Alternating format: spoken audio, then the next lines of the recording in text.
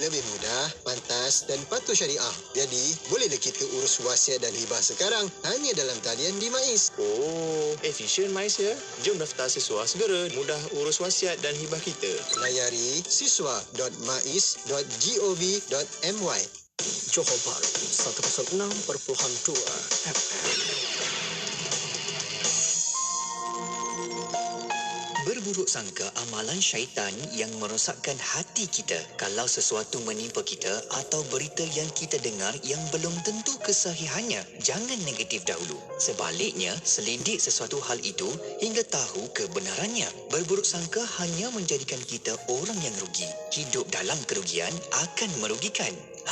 Mari berfikir positif dan selalu bersangka baik akan membuat kita lebih tenang dan lapang. Inspirasi, Inforia, Islami, semuanya di IKIM.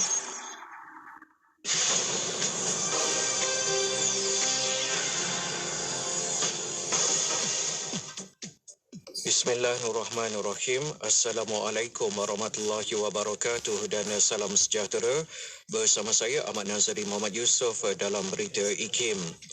Seramai 1,188 anak Johor yang kehilangan ibu bapa atau penjaga mereka akibat wabak COVID-19 menerima bantuan menerusi inisiatif Anak Johor Prihatin sejak tahun lalu dengan peruntukan berjumlah 1.5 juta ringgit.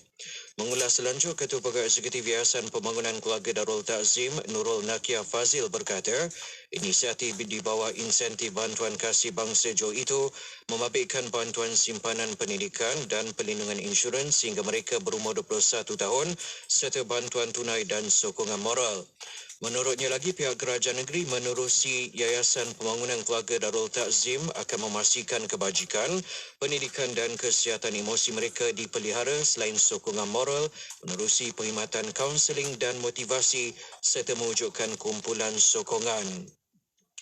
Sebuah wad isolasi khas bagi rawatan penyakit berjangkit akan dibina di Hospital Melaka menjelang tahun depan, melibatkan kos berjumlah 1.3 juta ringgit.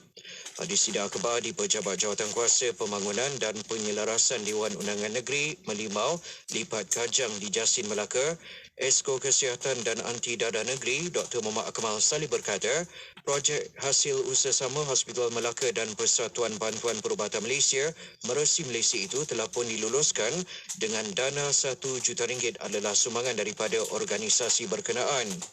Dalam perkembangan berasingan pula, Dr. Muhammad Akmal juga berkata pelaksanaan tempat meletak kenderaan berpusat di Taman 1 Lagenda untuk kaki tangan dan pelawat Hospital Melaka ditunda kepada 1 November depan. Universiti Malaysia Terengganu UMT terus melaka kecemerlangan apabila pusat selam skubanya UMT Diving School di Pulau Bidong mendapat pengiktirafan 5 bintang daripada Scuba School International SDI. Naib Chancellernya, Profesor Datuk Dr. Mazlan Abdul Ghaffar berkata, lebih membanggakan pihak UMT adalah satu-satunya institusi pengajian tinggi IPT di Malaysia yang mendapat pengiktirafan daripada organisasi itu yang berpangkalan di Amerika Syarikat. Katanya lagi, pengiktirafan berdasarkan beberapa kriteria termasuk peranan meluas UMT Diving School dalam bidang pembelajaran, penjanaan dan penyelidikan universiti yang berbeza dibandingkan dengan pusat selam scuba yang ditubuhkan di pusat rekreasi atau peranginan seluruh negara. Sekian sahaja berita IKIM untuk edisi 10 pagi ini. Berita seterusnya akan ke udara pada pukul 12.30 hari ini.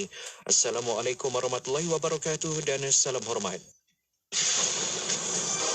Laporan berita tadi dari sumber bernama Kapsul Masa. Pada 12 Julai 2013, program Marathon Al-Quran telah berlangsung buat julung kalinya bertempat di Pusat Latihan Sarawak PLS Jabatan Kemajuan Islam Malaysia JAKIM Cawangan Sarawak. Program ini diadakan sempena seminar penghayatan Ramadan. Tujuan program ini diadakan adalah untuk memudayakan penghayatan Al-Quran dalam kalangan umat Islam. Peserta yang mengambil bahagian perlu maraton menghabiskan 30 juzuk Al-Quran dalam masa yang telah ditetapkan. Program ini dihadiri oleh pegawai dan kaki tangan JAKIM Cawangan Sarawak serta masyarakat setempat. Turut diundang untuk melaksanakan program ini adalah pelajar tahfiz dan juga Institut Kemahiran Islam Malaysia Sarawak, IKMAS. Program ini diakhiri dengan penyampaian sumbangan kepada pelajar tahfiz oleh Ustaz Karya bin Haji Rahmat, Pengetua Pusat Latihan Sarawak PLS. Petikan fakta ini disediakan oleh Seksyen Dokumentasi dan Penerbitan Arkib Negara Malaysia.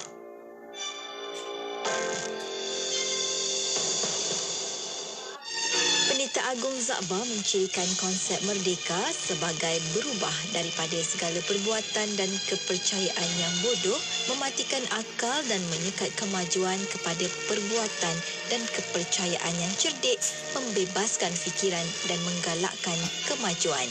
Kemerdekaan yang sebenar adalah kemerdekaan minda dan jiwa yang dipupuk menerusi pembinaan jati diri yang dibentuk oleh 4 aspek utama: agama, bahasa, pendidikan dan sikap, iaitu akhlak. Konsep terpenting di antara keempat-empat itu sudah tentulah agama. Hanya dengan agama sahajalah jiwa manusia akan mengecapi kemerdekaan yang sebenar. Mantapkan iman dan akal yang bijaksana. Semoga kita semua bebas daripada belenggu penjajahan pemikiran yang merupakan ancaman yang lebih jauh kritikal daripada penjajahan fizikal. Saya Nuati Parani mengucapkan selamat Hari Kemerdekaan kali yang ke-65 Malaysia, keluarga Malaysia, teguh bersama. Selamat menyambut Hari Kebangsaan 2022. Ayuh kibarkan jala gemilang di kediaman dan premis perniagaan anda. Layari www.merdeka360.my. Pesanan ini dibawakan kepada anda oleh Kementerian Komunikasi dan Multimedia Malaysia, KECOM. Selami ilmu untuk kehidupan kita seharian bersama Nur Hayati Paradi di Aspirasi 10.1. IKIM, Inspirasi Inforia Islami.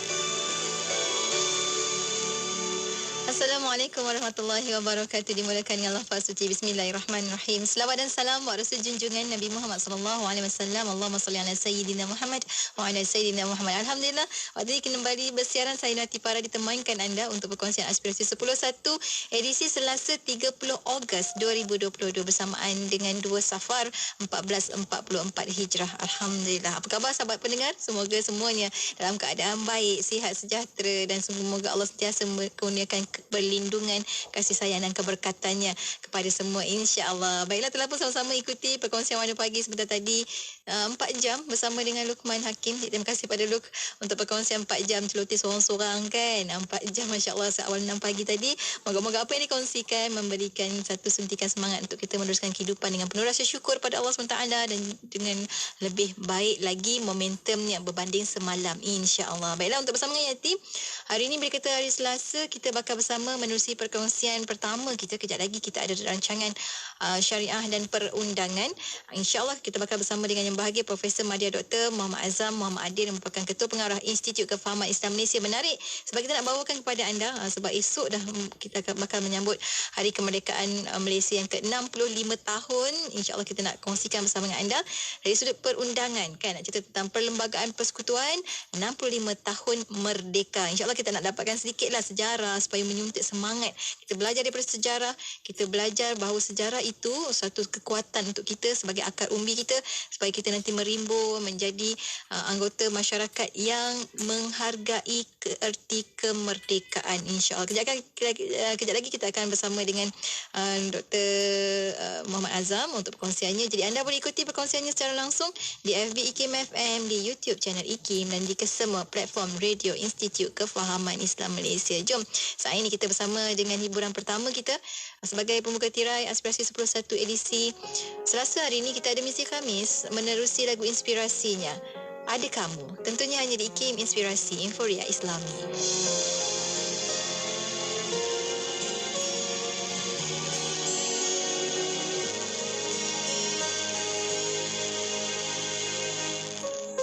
Tiada seindah baris kata yang dapat ku ungkapkan betapa syukur pada Ilahi Dia yang ku miliki. Ku rasa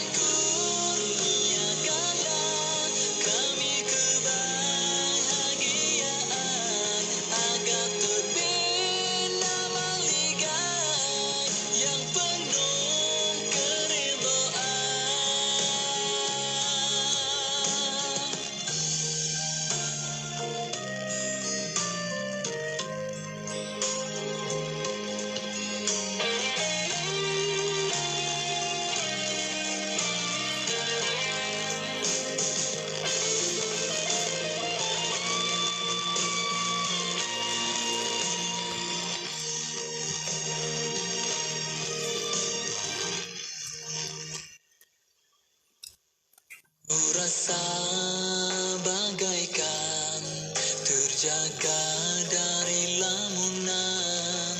Bagi aku kau tiba dalam hidup.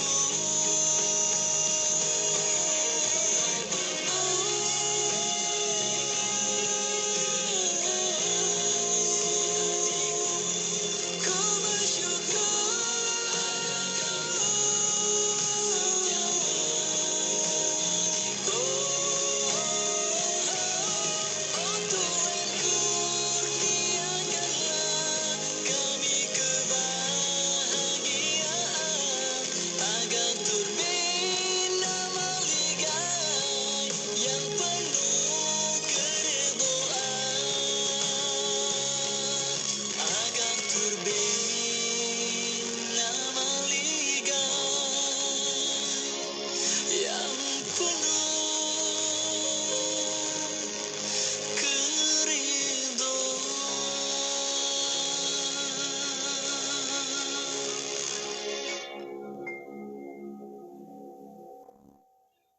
Halal Development Corporation Berhad HDC akan menganjurkan persidangan perniagaan halal sedunia WHBC 2022 peringkat Australia di Pullman Albert Park, Melbourne pada 1 hingga 2 September ini.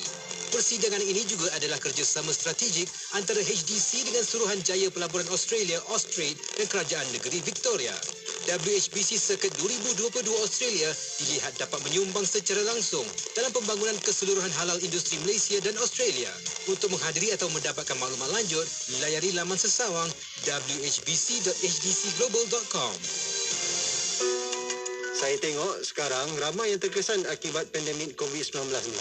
Tapi dalam kita kena duduk diam jaga SOP, Mawib saya tengok tak berhenti-henti buat pelbagai inisiatif kepada asnaf wilayah persekutuan. Ya, betul sangat. Saya kadang-kadang kesian juga dengan skuad asnaf Mawib ni. Yalah, tak kira waktu bekerja. Dari mula PKP 1.0 sehingga 3.0, lebih 200 juta diberikan kepada asnaf. Betul, harap ia membantu asnaf untuk membina semula kehidupan. Saya dengar sesiapa yang terkesan dan memerlukan bantuan boleh saja buat temu janji dengan Mawib. Ya, memang betul. Tapi sebelum buat temu janji tu, kita boleh semak dulu skim-skim bantuan Mawib yang disediakan di dalam website www.maiwb.gov.my. Dan jika sudah tahu apa yang ingin dipohon, boleh muat turun borang, buat temu janji untuk menghantar borang tersebut. Oh, mudah je. Dapatkan buku-buku galeri ilmu seperti Lasik untuk Jiwa, Laba di Sebalik Bala, Ibrah Kisah-Kisah Hebat Dakwah Nabi Musa AS dan telah terbit bulan purnama. Dengan harga promosi sebanyak RM18 saja. Anda juga akan mendapat percuma CD terbitan IKIM. Layari sekarang www.ikimniaga.my atau di Shopee. Cari IKIM Jarak Niaga. Hubungi 011-5769-5400. Siti, kamu ni kejap solat, kejap tak. Jangan buat main-main, Siti. Sibuk, Mak. Masa terhad sikit. Manakah nak rehat untuk makan lagi? Nak cuci makeup sebelum solat lagi? Dah tahu masa tu terhad. Carilah sesuatu yang memudahkan. Kamu tengok Sisa tu. Sempat aja dia nak bersih dan tanggalkan makeup sebelum wuduk. Dia pakai hot set kosmetik Nuraisa, Mak. Nuraisa kosmetik mesra wuduk tu? Habis tu, kenapa kamu tak pakai hot set kosmetik Nuraisa juga? Nuraisa kan kosmetik mesra wuduk. Ayo bersama-sama dalam infak pembinaan Masjid Kampung Sungai Pusu Gombak. Percayalah, sesungguhnya tidak akan berkurang harta dengan melakukan sedekah. Anda terus boleh berinfak melalui laman sesawang masjidsungai.pusu.com atau ke akaun Bank Islam 1416-2011-000520. Jom infak.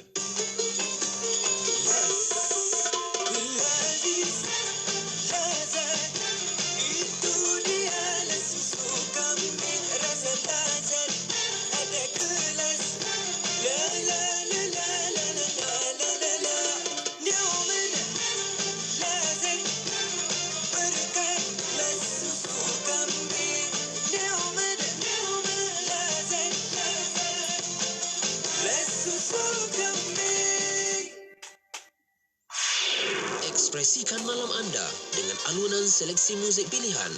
dan pelbagai rancangan membina jiwa. Mari dengarkan Ekspresi 8 malam hingga 12 tengah malam bersama Faiz Haji Osman berkongsi rancangan inspirasi lirik, bicara adab, khabar orang muda, legasi, Maulid and Ikim, Yasin malam Jumaat, Kemudi Hati, Forum Bicara Ad-Din dan Carta Ekspresi. Pasti sentiasa menyajikan yang terbaik untuk anda. Ikim, inspirasi Inforia Islami. Inspirasi Inforia Islami tentunya hanya di Radio Institut Kefahaman Islam Malaysia. Alhamdulillah waktu ini kita bersiaran bersama dengan sahabat pendengar menerusi rancangan syariah dan perundangan, dan kali ini minggu ini kita bakal bersama dengan tetamu dah pun bersedia di konti saat ini. Saya alu-alukan kehadiran yang bahagia Profesor Madya Dr. Muhammad Azam.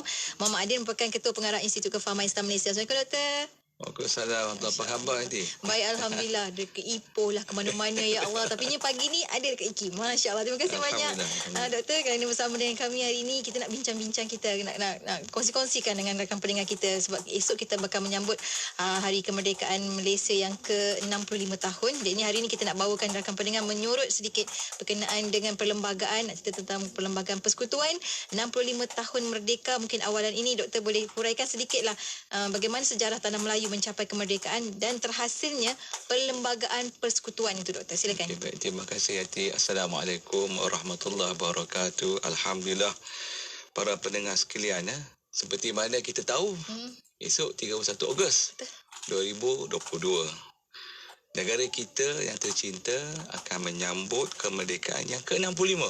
So 65 tahun ni satu umur yang agak, saya kata, nak kata terlalu panjang sangat tak, tapi satu pencapaian, kalau dalam bahasa Inggeris saya panggil matured lah. Satu yang saya panggil matang.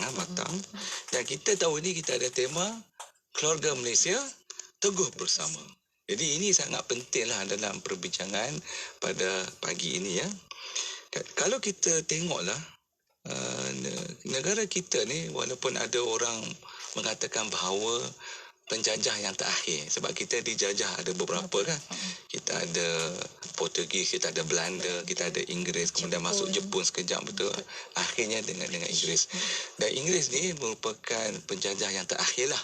Walaupun dia ada sedikit selingan dah beberapa tahun tu Jepun masuk. Dan bila kita kata negara merdeka, maknanya dia sudah 65 tahun kita bebas dari cengkaman penjajah yang tersebut dah. Jadi kita kena fahamlah perjalanan menuju kemerdekaan ini satu benda yang bukan mudah. Betul. Banyak liku-likunya, banyak pencabaran dia. Dan kalau kita bercakap di tanah kita ini yang dikenali sebagai tanah Melayu, tanah Melayu. Orang Melayu ni dia terkenal dengan taat setia dia kepada raja. Kalau kita tengok cerita Hang Tuah, cerita Hang Jebat, semua sekali, dia mesti kena taat kan? Dan dia akan taat kepada raja, setia kepada raja, dan dia akan bangkit menentang penjajah. Untuk jaga raja. Untuk jaga raja dan negara lah. Untuk jaga raja, sebab raja itu dia sebagai pemerintah negara. Betul. Dan dalam hal ini kalau kita tengok, orang Melayu dengan begitu dia setia kepada raja, dia menentang Inggeris ni bukan orang kata daripada awal lagi lah. Kalau kita tengok awal-awal Inggeris datang tu, dia sudah ada semangat tu untuk menentang Inggeris ni. Ada orang kata mereka menentang ni bukan kerana keikhlasan, kerana cukai. Sebab masa sebelum Inggeris datang, cukai mereka kutip, sekarang ni Inggeris nak ambil. Itu sampingan sebenarnya, itu sampingan. Tapi akhirnya cukai itu, kalau pembesar-pembesar Melayu pada masa itu dia ambil, dia akan kembalikan kepada daerah tempat dia bertugas dan sebagainya. Tapi kalau penjajah, kita tengok dia ambil, bawa balik. Kita ada kereta api pertama landasan antara Taiping ke Port Well Kuala Sepetang. Dia bawa hasil timah kita tu, bawa. Dan dia telah, kalau kita tengoklah negara dia maju tu, berapa banyaklah dia negara-negara dia jajah tu dia bawa majukan negara dia. Tapi kalau kita tengoklah Yati orang Melayu ni, yang tokoh-tokoh yang kita tahulah, Datuk Maharaja Lela, ini semua tahu, Datuk Bahaman, Dol Said, Mak Kila ni, Mak Kila ni yang terbaru lah, semangat Mak Kila ni. Merupakan antara tokoh-tokoh Melayu yang sanggup menggunakan senjata. Orang ni mungkin dia orang konfrontasi yang berbeza, tapi mereka ni tokoh-tokoh yang saya sebut ni mereka berani menggunakan senjata untuk menentang Inggeris. Bahkan kalau kita tengok dalam sejarah, nyawa seperti Datuk Maharaja Lela yang dihukum mati kerana membunuh James W. Birch, Residen Inggeris di Perak tu, kerana dia tidak mahu Inggeris tu campur tangan dalam hak ehwal negeri. Cukuplah dia kata, awak dah ambil hasil kita, nak campur tangan lagi dalam pentadbiran negeri kan. Dan dan para pendengar sekalian, bahkan kalau kita tengoklah beberapa peperangan yang dilancarkan oleh pihak Inggeris dengan kerjasama pembesar Pahang terhadap Datuk Bahaman dan pengikutnya gagal kerana semangat kebencian Datuk Bahaman dan orang Melayu tu terhadap Inggeris tu begitu kuat. Ini dia jati diri dia ada jati diri kuat, ada kuat. Dan dalam kes Datuk Bahaman ni, mereka tidak mahu balai polis Inggeris tu dibina di kawasan mereka. Dan mereka bangun untuk menentang kan? Begitu juga mereka tidak mahu, seperti yang sebut di awal tadi, Inggeris kutip hasil cukai yang sepatutnya dinikmati oleh penduduk tempatan. Yang saya sebut tadi lah. Kan? Jadi awak orang luar datang, ambil hasil cukai pendapatan sini, awak bawa balik negara. Macam merompak dah. Merompak lah kan. Jadi kebencian orang Melayu lah pada masa itu, dan terutama sekali lah apabila mereka mengetahui ada campur tangan Inggeris yang mahukan kuasa Raja-Raja Melayu dikurangkan. Ini bermula apa? Ada rancangan Malay Union yang dijadualkan pada 1 April 1946. Orang Melayu tak boleh terima sebab dia akan mengurangkan kekuasaan Raja-Raja Melayu, dan inilah menyebabkan faktor bermulanya orang Melayu tu bangun bersatu untuk menentang hasrat jahat Inggeris itu.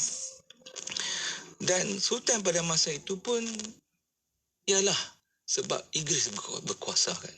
Dan kita tahu Inggeris menentukan siapa yang akan jadi sultan. Kalau dia tak nak, dia akan buat. Jadi takut juga sultan-sultan kita ni. Tapi oleh kerana dia tuanku semua, dia tengok orang Melayu begitu bersatu, semangat. Dia kata jangan pergi. 1 April tu jangan pergi. 46 tu. Kami akan di belakang tuanku semua. Akhirnya Raja-Raja Melayu yakin, dan setelah orang-orang Melayu memberi jaminan mereka tu di belakang Sultan, maka orang Melayu telah berjaya meyakinkan Raja-Raja Melayu itu, dan Raja Melayu telah boykot peristiharan Malaysian Union. Dan akhirnya rancangan Inggeris ini dalam sejarah termaktub gagal untuk rancangan Malay Union 1 April 1946 dan digantikan dengan Persekutuan Tanah Melayu pada tahun 1948. Jadi Yati dan para pendengar sekalian, sebab sejarah ni penting. Melihat kepada jiran negara pada masa itu, Indonesia, yang telah berjaya mengusir Belanda. Dan kita tahulah kemerdekaan Indonesia ni kemerdekaan yang penuh dengan tumpah darah. Sangat jerih dan perih. Kita nanti saya akan cerita sikit, kita berbeza. Dan Indonesia merdeka pada bulan yang sama dengan kita. Ogos. Baru 17 Ogos 1945. Jadi kita tengok jiran kita Indonesia sudah merdeka. Jadi orang Melayu pada masa itu dia sudah ada semangat berjuang untuk mendapatkan kemerdekaan tanah Melayu. Okey. Jadi apabila benda ini berlaku, kita melihat bahawa proses untuk ke arah kemerdekaan itu sudah bermula. Okey. Jadi adalah perbincangan, beberapa siri perbincangan.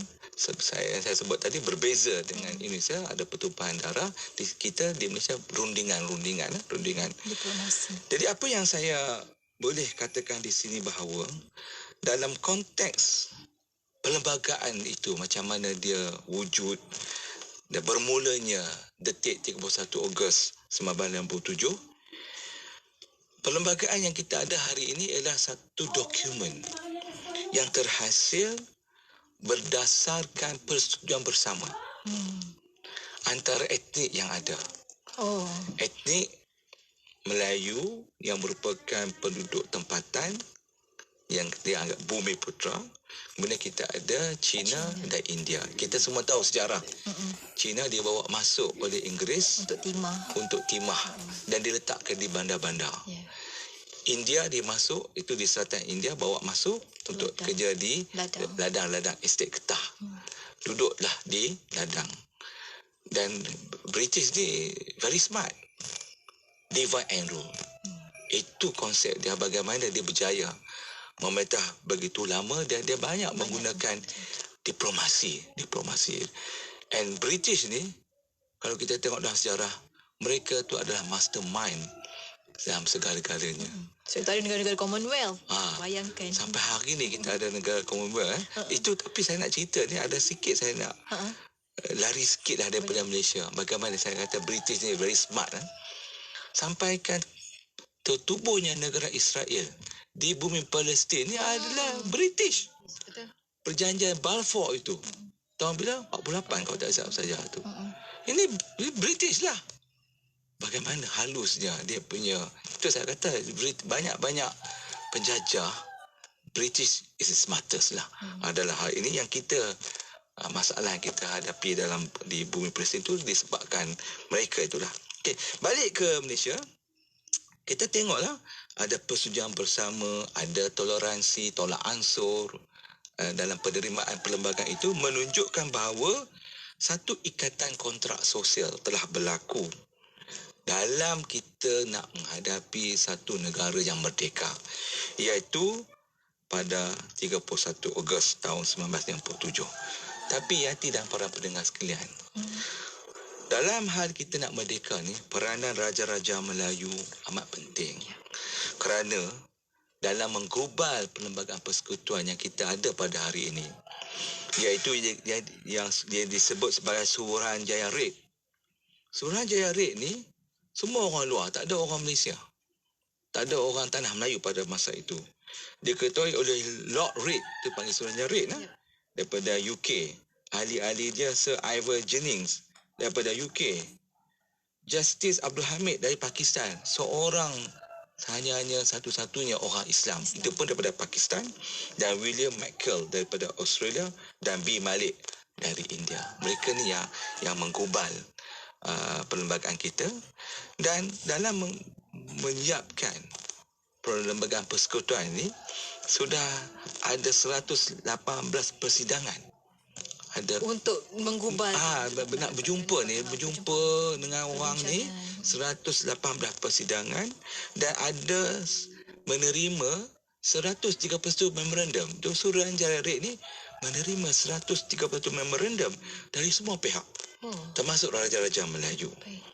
Dan hasilnya kita nampak dokumen ini kita terima pakai pada 31 Ogos 1957 dengan adanya 183 perkara dan 13 jadual, merupakan satu dokumen tertinggi negara, iaitu undang-undang tertinggi negara yang dapat diterima oleh semua pihak. Yang itu yang saya nak sebut di awal ini. Meremang bulu roma, doktor, sebab kita belajar tentang sejarah. Sebab ada juga yang tanya, doktor, kenapa dalam Suruhanjaya Red tak ada orang Melayu, doktor? Ada orang yang tanya, tapi jawapan tu kita ini sebab muslihat British lah. Kalau masuk orang Melayu dah lain dah ceritanya, doktor, pada awal. Tapi kita tahu tadi ada memorandum tadi. Mereka kena terima memorandum. Nanti kita akan cerita sedikit. Ada satu perbincangan yang khusus tertentu dalam perbincangan dalam Suruhanjaya Red ni. Menarik. Kita akan kongsikan lepas kita berhenti seketika. Untuk anda rekan pendengar yang mengikuti secara langsung di FB Kim FM ataupun FB Institut Kefahaman Islam Malaysia, tekan butang share supaya kita semua dapat memahami arti kemerdekaan yang sebenar menerusi perlembagaan, insya-Allah perlembagaan persekutuan. Kita akan sambung lepas kita berhenti seketika, kembali selepas ini, tentunya hanya di IKIM Inspirasi Inforia Islami.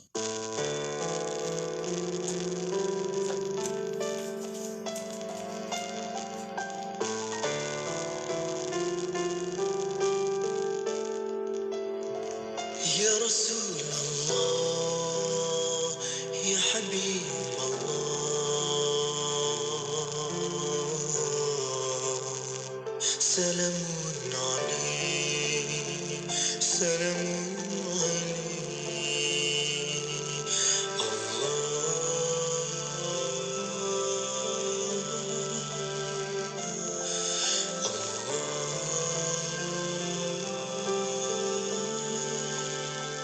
يا رسول الله يا حبيب الله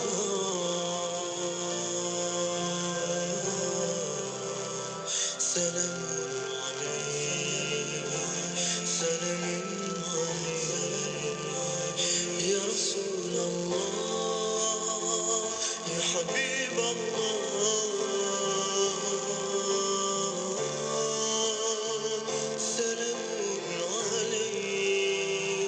سلام عليك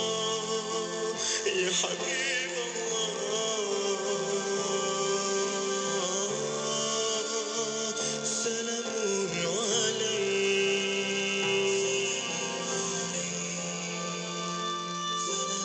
سلام عليك سلام عليك سلام عليك يا رسول الله يا حبيب الله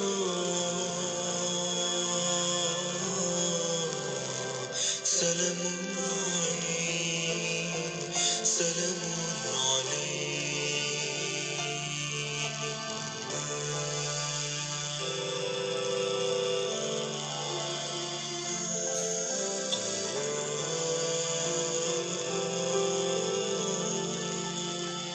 يا رسول الله يا حبيب الله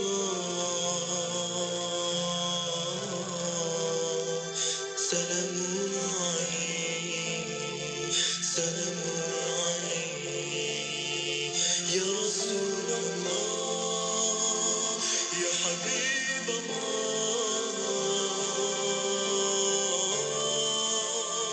سلام عليك يا رسول الله يا حبيب الله سلام عليك سلام عليك سلام عليك Inspirasi Inforia Islami tentunya hanya di Radio Institut Kefahaman Islam Malaysia menjelang Hari Kemerdekaan. Hari ini kita bawakan pada anda untuk rancangan syariah dan perundangan Perlembagaan Persekutuan 65 Tahun Merdeka. Bersama dengan kita ada Ketua Pengarah Institut Kefahaman Islam Malaysia yang bahagia Profesor Madya Dr. Muhammad Azam Muhammad Adil. Doktor tadi kongsikan bagaimana terbentuknya mula-mula daripada Suruhanjaya Red tersebut, kemudiannya terbentuknya Perlembagaan Persekutuan. Cuma Doktor, kalau kita boleh sambung lagi, apakah antara intipati pentinglah peruntukan Perlembagaan Persekutuan yang menjamin kedudukan hak bumi putera dan kaum lain? Tadi ada kawan kita tanya, kan, Puan Sabiah tanya, dia kata tak ada orang Melayu ke dalam Suruhanjaya Red tu? Dan ada juga yang tadi kongsikan juga di FB IKIM FM tanya, kata perkongsian baik sistem piagam, kata adakah kaitan dan sebagainya? Mungkin doktor boleh terangkan, silakan doktor. Okey. Yang terima kasih Hati dan para pendengar sekalian. Yang menentukan siapa ahli dalam Suruhanjaya Red itu bukan kita, sebab itu British kan, British. Dan dia macam saya sebut adalah smartest penjajah dalam siri beberapa penjajah di tanah air kita ini. Dia kalau dia kata dia nak ambil orang Melayu, dia kena ambil juga orang Cina dan India. Tapi walaupun kita ada argument kita lah, sebab kita adalah bumi putera lah, penduduk asal di Nusantara ini kan, di Malay Archipelago ini kan. Walaupun begitu, itulah terhasil. Tapi sebab mereka perlu perbincangan dan pengaruh Raja-Raja Melayu itu sangat rapat dalam perbincangan ni. Kalau tak Raja-Raja Melayu bersetuju, kita tak merdeka. Kita perlu ingat Raja-Raja Melayu kena turun tanda tangan bersetuju untuk merdeka. Itu yang sampai ada 100 lebih MOU di itu dia. Untuk yang disebutkan tentang piagam itu, itu kalau dia sebenarnya sistem piagam itu sebab kita melihat bahawa ada beberapa, kalau kita ambil contohlah piagam Madinah, itulah beberapa yang saya panggil peruntukan yang umum. antara hubungan Islam dan bukan Islam tu ada dalam perlembagaan kita yang betul saya bersetuju dia berasaskan sistem piagam dan juga dia mengambil daripada juga beberapa yang ada dalam peruntukan dalam piagam Madinah itu. Okey, saya nak jawab soalan yang jadi tadi ya. Intipati lah. Ya, kalau kita tengoklah beberapa peruntukan dasar lah dalam perlembagaan ini ya. Yang pertama sekali ialah penubuhan negara Tanah Melayu pada masa itu lah. Yang saya sebut tadi, dia mestilah ada 9 sultan pada masa itu mestilah bersetuju untuk mereka tu menurunkan kuasa kepada satu kerajaan yang berpusat, iaitu Kerajaan Persekutuan. Itu kerajaan pusat lah yang kita ada hari ini. Dan dalam beberapa perbincangan itu, sebab dia akan hilang banyak kuasa dia. Walaupun dalam zaman British, kita kata dijajah pada British tu, dia ada beberapa kuasa yang dia ditinggalkan. Maknanya dia agama, undang-undang Islam, adat rasa Melayu. Tapi dalam masa yang sama ada beberapa perkara yang British dia kena dapat perkenan juga Raja Melayu untuk dia nak bawa. Kalau tidak, tak boleh. Kalau kita tengoklah itu di awal perlembagaan kita disebut. Dan inilah konsep federalisme terbentuk.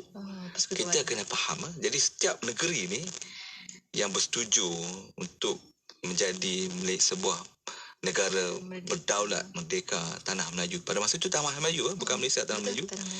Mereka bersetuju untuk mendapat kemerdekaan dan apabila bertubuhnya negara Tanah Melayu di bawah kerajaan pusat, dia kena faham konsep federalisme ini. Tanpa kita tahu, kita tak faham, maknanya itu sebenarnya sudah lari daripada sejarah penubuhan negara. Jadi apa yang sepatutnya diberi kepada negeri, itu hak negeri kena beri. Dia tak boleh, ini bukan, tak boleh bincang lah dengan negeri. Ini persekutuan. Kerana itu dalam perlembagaan, kita ada jadual satu untuk persekutuan. Jadual kedua, jadual negeri. Jadual ketiga, jadual bersama. Di bawah jadual satu tu, tak apa itu persekutuan. Jadual bersama, kedua-dua. Jadual negeri. Kita kena raikan benda tu. Dan tak boleh kita tolak. Sebab negeri-negeri tu lah akan membentuk negara. Apa kalau satu negeri tarik keluar? Ataupun semua negeri tarik keluar. Tak jadi. Tak jadilah negara Malaysia. Kita ibarat seperti Amerika Syarikat lah. Menubuhkan satu negara. Pendek cerita, saya nak cerita di sini ada beberapa peruntukan yang menjadi asas penting. Pertama sekali lah perkara 3. Perlembagaan persekutuan yang menyebut tentang Islam adalah agama persekutuan dan agama-agama lain boleh diamalkan dengan aman dan dengan damai. Jadi kalau kita tengoklah, pada asalnya peruntukan ini tidak ada dalam draft perlembagaan kita. Tak ada. Mula-mula lah kan. Tak ada. Siapa yang mencadangkan ni? Iaitu pada masa itu, pada bacaan saya lah, orang Melayu yang diketuai pada masa itu adalah UMNO lah, mencadangkan supaya ada peruntukan sedemikian. Sebab asalnya tak ada. Dan di masa awalan itu, raja-raja Melayu pun tak bersetuju peruntukan ini dimasukkan. Mereka takut dan bimbang kuasa mereka yang sudah sikit dan sempit ini hilang bila tertubuhnya negara merdeka ini pergi kat persekutuan. Jadi berunding. Parti Perikatan pada masa itu yang terdiri pada UMNO, MCA dan MIC, mereka meyakinkan bahawa tidak akan ada hilang kuasa dari sudut agama itu. Jadi akhirnya setelah diyakinkan, barulah raja-raja Melayu bersetuju. Tetapi kalau kita baca dalam kertas putih ataupun disebut sebagai white report dalam sejarah Red, dalam menceritakan tentang proses perkara 3 ini, disebut bahawa dalam laporan Suruhanjaya Red itu, saya baca dalam bahasa Inggeris, the religion of Malaya, itu bahasa dulu, shall be Islam. The observance of this principle shall not impose any disability on non-Muslim nationals professing and practicing their own religion and shall not imply that the state is not a secular state. Ini adalah laporan kertas putih tersebut. Jadi inilah yang menjadi titik tolak bagaimana peruntukan 3 ini masuk. Kemudian ada isu lah. Jadi perkara 3 ni, Islam agama persekutuan ni menunjukkan kita ni negara Islam ke? Ini ada juga polemik perbahasan sama ada Islam tak Islam.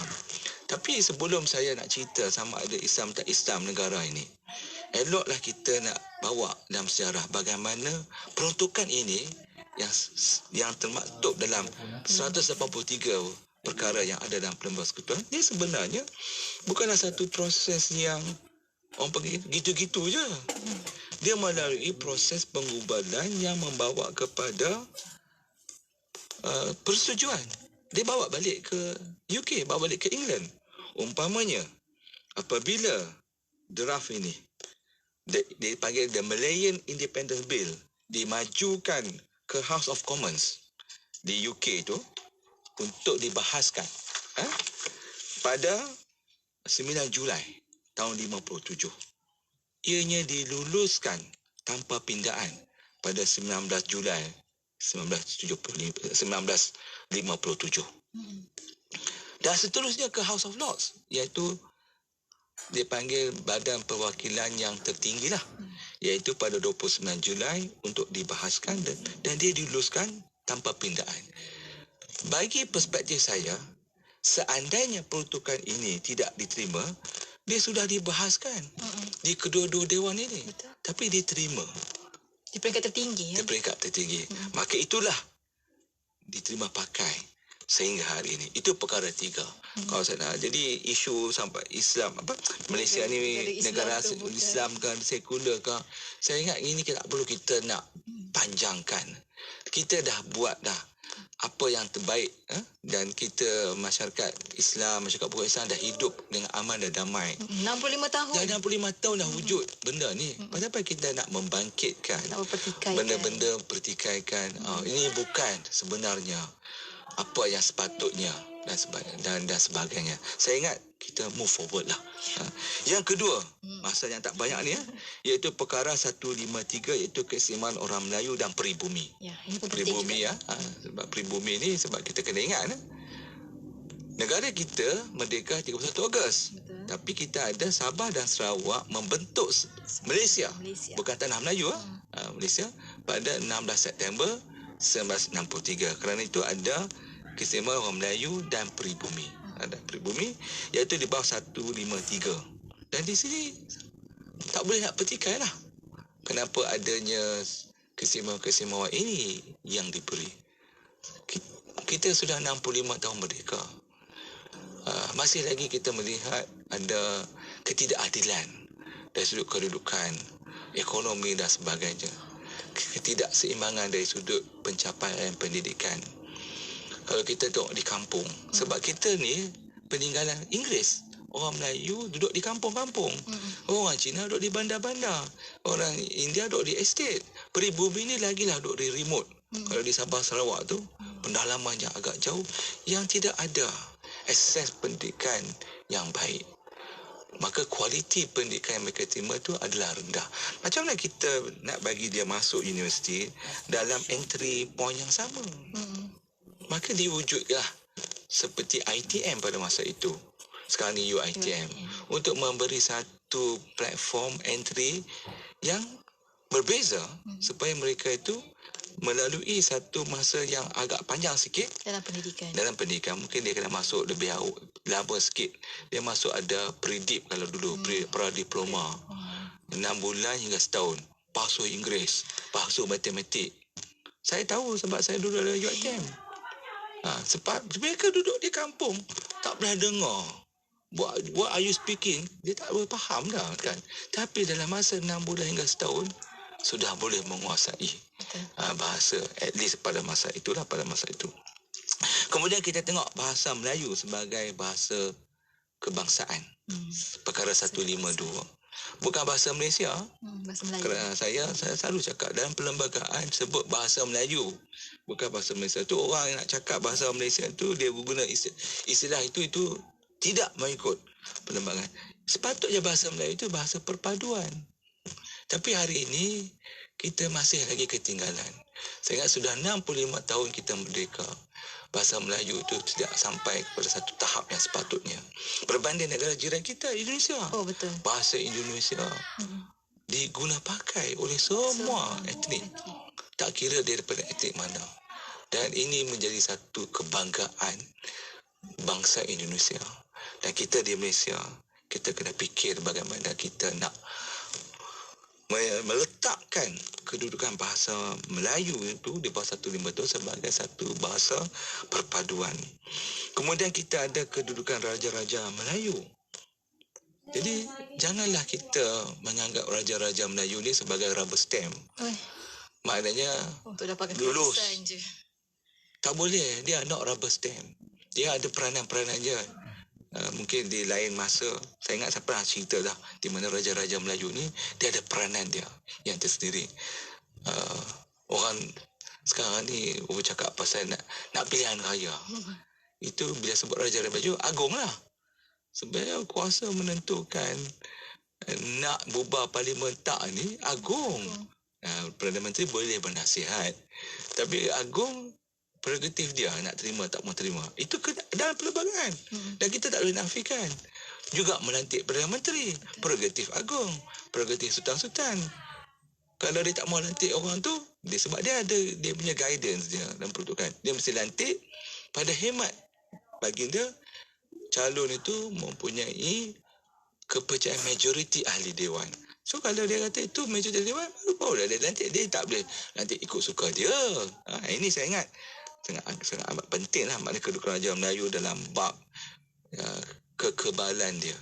Kalau dia bertindak atas tindakan resmi, umpamanya 2 tahun sudah, apabila agung pada permintaan yang pertama untuk nak istihar darurat, agung tak bersetuju. Ada orang kata ini tak ikut nasihat PM. Ada 2 school of thought lah, dia kata dalam bab istiharan darurat kena ikut, makna agung tak ada budi bicara. Ada satu pandangan kata ada budi bicara.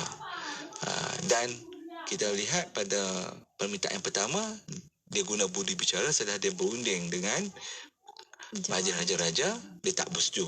Tapi kali kedua barulah dia terima. Sini menunjukkan bahawa kedudukan raja-raja Melayu itu penting dalam mengimbangi, saya panggil semak dan imbang negara.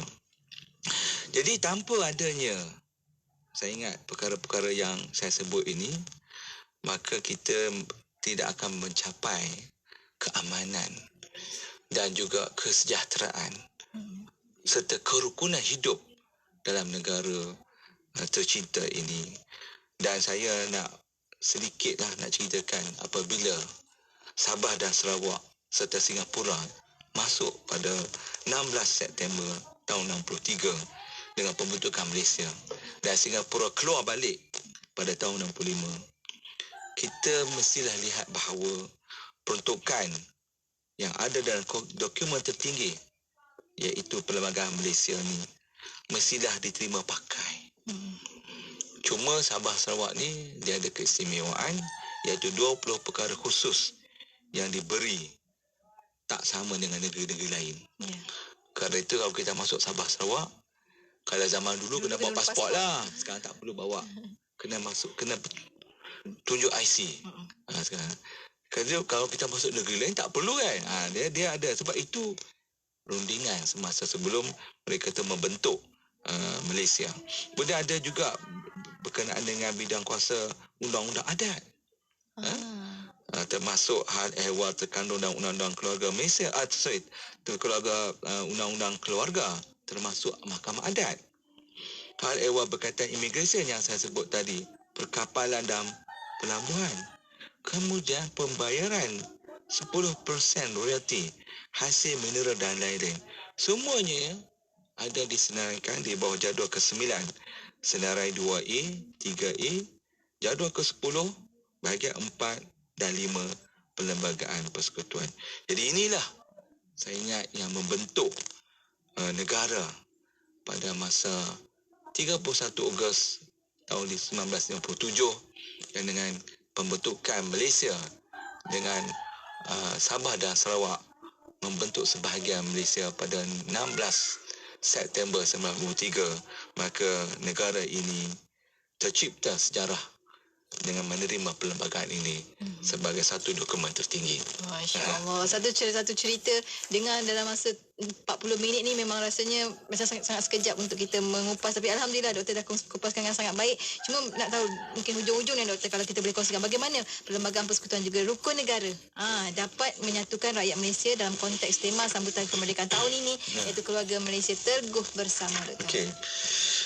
Jadi Yati dengan para pendengar sekalian, kita merdeka 31 Ogos 57, Sabah Sarawak membentuk Malaysia tahun 63.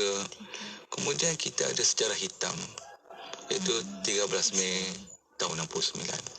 Sejarah hitam ni kita tak boleh nak elak sebab itu sejarah. Kita tak boleh buang. Dia dah ada dah. Berlaku dah. Tapi sejarah ini, Yati dan para pendengar sekalian, penting sebab kita boleh memikirkan bagaimana kita nak mengatasi perkara itu supaya tak berlaku akan datang. Sejarah sangat penting dalam hidup. Kita kata, ada orang kata sejarah tak penting. Malaslah nak ingat sejarah. Tak. Kalau kita tengok balik dalam Quran, itu penuh dengan sejarah. Betul. Berbanding dengan ayat-ayat berkenaan dengan hukum. Kenapa duduk cerita banyak kisah-kisah Nabi? Kenapa? Sejarah supaya kita ambil pengajaran. Kalau kita tak belajar bersejarah, kita akan masuk balik lubang tersebut. Kan? Jadi, oleh kerana adanya sejarah hitam itu, bagaimana kita nak bawa balik? Kenapa berlakunya 13 Mei ni? Macam-macam dah. Mungkin dengan masa yang singkat ni, ada benda yang tak kena dah. Benda yang tak kena ni iaitu hubungan antara kaum lah. Macam-macam lah ada peristiwa itu yang saya tak akan cerita tu. Tapi sebagai nak mengatasi supaya adanya perpaduan selepas berlaku sejarah hitam ni ialah pada 31 Ogos tahun 1970 rukun negara diwujudkan. Dan sehingga hari ini rukun negara merupakan dokumen penting selepas perlembagaan. Jadi kalau kita tengoklah cita-cita yang disebut dalam rukun negara ini, yang pertama sekali untuk mencapai perpaduan yang lebih erat. Yang kedua, memelihara satu cara hidup demokratik. Yang ketiga, mencipta satu masyarakat adil di mana kemakmuran negara dapat dinikmati bersama secara adil dan saksama. Yang keempat, menjamin satu cara liberal terhadap tradisi kebudayaan yang kaya dan pelbagai corak. Dan yang kelima, membina satu masyarakat progresif dengan penggunaan sains dan teknologi moden. Tahun 70, kita dah cerita dah penggunaan sains dan teknologi moden pada masa itu. Jadi, nak mencapai cita-cita ni, barulah kita ada 5 prinsip rukun negara yang kita duk sebut-sebut tu lah. Kepercayaan kepada Tuhan, kesetiaan kepada raja negara, keluhuran perlembagaan, kedaulatan undang-undang dan kesopanan dan kesusahan. So, kelima-lima prinsip rukun negara ini menjadi tunjang dan dasar negara Malaysia yang berbilang kaum, berbilang bangsa, berbilang agama. Dan tak boleh kita nak elakkan dalam bab ini. Kalau kita balik kepada perlembagaan itu pula, kalau kita melihat bagaimana negara Sabah dan Sarawak itu yang dipisahkan dengan Laut Cina Selatan. Kita nak pergi Sabah jauh tau. Betul. Nak pergi KK naik kapal terbang 2 jam 40 minit. Dulu kita ubah jam kita. Dulu kita ubah jam supaya kita nak bersatu kan. Kemudian kalau kita tengok perlembagaan itu sendiri umpamanya, dia cuba nak membawa supaya tidak ada mengurangkan jurang perbezaan yang kaya dan miskin dari sudut ekonomi, pendidikan. Dan ini semua bermula dengan yang saya sebut tadi, disusuli dengan rukun negara, kemudian adanya dasar ekonomi baru yang diperkenalkan, sehingga hari ini kita dah sampai ke rancangan Malaysia pertama, sampailah ke rancangan Malaysia ke-12 dan sebagainya. Dan apa yang penting bagi saya, kalau kita tengok perlembagaan di bawah perkara 4, satu, yang menyatakan bahawa perlembagaan ini merupakan undang-undang tertinggi negara. Ini bermakna keluhuran perlembagaan yang disebut dalam rukun negara itu amat penting supaya rakyat semua dapat mempertahankan negara ini dan mencegah mana-mana pihak yang cuba nak mengambil alih negara ini dalam segenap segi. Bukan secara fizikal dia nak mari nak ambil jajah. Mungkin dari sudut mental, mungkin dari sudut ekonomi, mungkin dari sudut budaya, mungkin dari sudut macam-macam. Dan dalam hal ini sebagai individu kita diberi satu hak yang saya rasa equal. Dari aspek umum je equal lah, iaitu equality before law di bawah perkara 81. Setiap orang adalah sama rata. Tapi dalam masa yang sama ada beberapa kekecualian dalam aspek yang saya sebut tadilah. 153 dalam aspek macam mana kita nak mengurangkan jurang perbezaan pendapatan, ekonomi, pendidikan dan sebagainya. Apa yang saya boleh rumuskan dalam masa yang berbaki ini dalam konteks tema yang kita raikan, boleh tak kita ambil buang yang keruh? Ada benda-benda yang kita ada sejarah hitam yang tak elok tu, kita buang. Kita bawa negara kita ini kepada satu negara yang tak mencapai pembangunan. Pembangunan dari sudut roh dalam, pembangunan dari sudut material, ekonomi. Dan semua bermula daripada pendidikan. Semua bermula dengan pembacaan. Itulah surah yang mula-mula kita terima oleh baginda, iaitu Iqra. Tak usahlah buat benda-benda yang boleh menjejaskan hubungan antara kaum, antara agama. Maka berdasarkan tema Hari Kebangsaan 2022, iaitu Keluarga Malaysia Teguh Bersama, yang menekankan 3 nilai dan ciri keluarga Malaysia, iaitu keterangkuman, iaitu inclusivity, kebersamaan, iaitu common ground, dan yang ketiga kesyukuran, iaitu contentment. Saya melihat bahawa kita dapat hidup bersama dengan aman dan damai bagi memajukan negara kita yang tercinta. Kalau negara ini terjadi seperti mana di setengah negara, adanya perang saudara, adanya penjajahan daripada kuasa-kuasa besar, adanya perang antara negeri dan sebagainya, maka negara ini hancur setelah kita bina 65 tahun.